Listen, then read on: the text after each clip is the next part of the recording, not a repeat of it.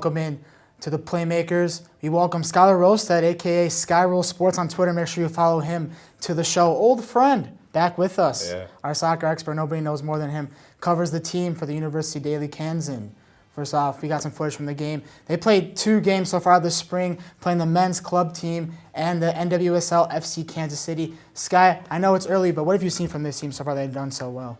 I don't think there's a whole lot you can take from those 2 games. They did play really well against FC Kansas City, which is a big surprise. I mean, for a college team to play a professional team. That's kind of the point of starting off in the preseason, is that they're going to play teams that are way better and get some good experience with that. But the season's so far away at this point. And there's 2 particular players that have done particularly well so far. That's Grace Hagan and Kayla Morrison. What do they mean to this team? What have they done in these first 2 games? I know it's early, but well, Coach Francis talked a lot about their defensive organization in the last game, and you could see that. I mean, 3-0 to a pro team. I mean, these are players that were all standouts during college. Every single one of them, all 11 players on the field versus a college team, which, I mean, going right now doesn't have a single pro player to have come from the last team to the pros. So the defensive organization was actually really good. And then Grace Hagan saw a lot of the ball in that game. let's talk about the defense a little bit. That's something they're going to have to change a little bit. Last year, due to injury, they had to go to a 3-back system. Now they're going to go back to the 4-back system. How do you think that's going to work for them for this season? That's what it looks like. But with the season so far away, you can't really be sure about what's going to happen. Last season, Coach Francis did everything. The back line changed so many times from 3 to 4, and the midfield changed so many times. So I don't really think that a formation is something that they agree on really quickly. So is that something they have to be more consistent with, as how they're going to do that placement? They could probably be helped by being a lot more consistent with the formation, yeah. Now looking ahead, they're done playing teams that are not on their level. They're going to play some college teams now.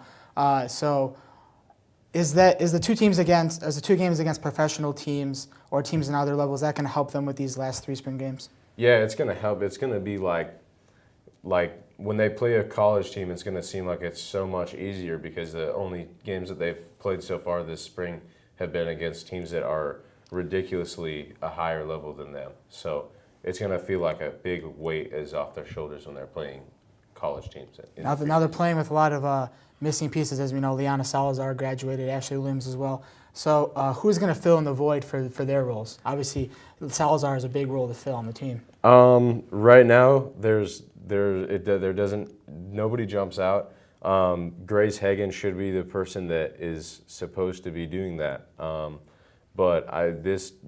You can expect a lot of 1-0s in next season because there's not really a go-to player offensively for this team.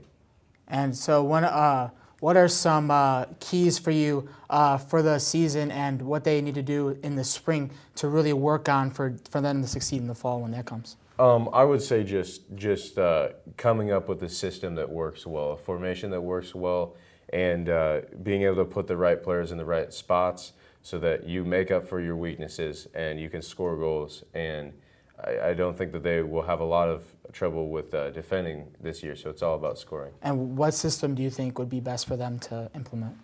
Last year, the 3-6-1 was really good, and it used the best players at the right places. But I think at this point in the preseason, and especially after, since we haven't seen the freshman class come in yet, it's probably a lot too early to see that. So there are some new faces to the team.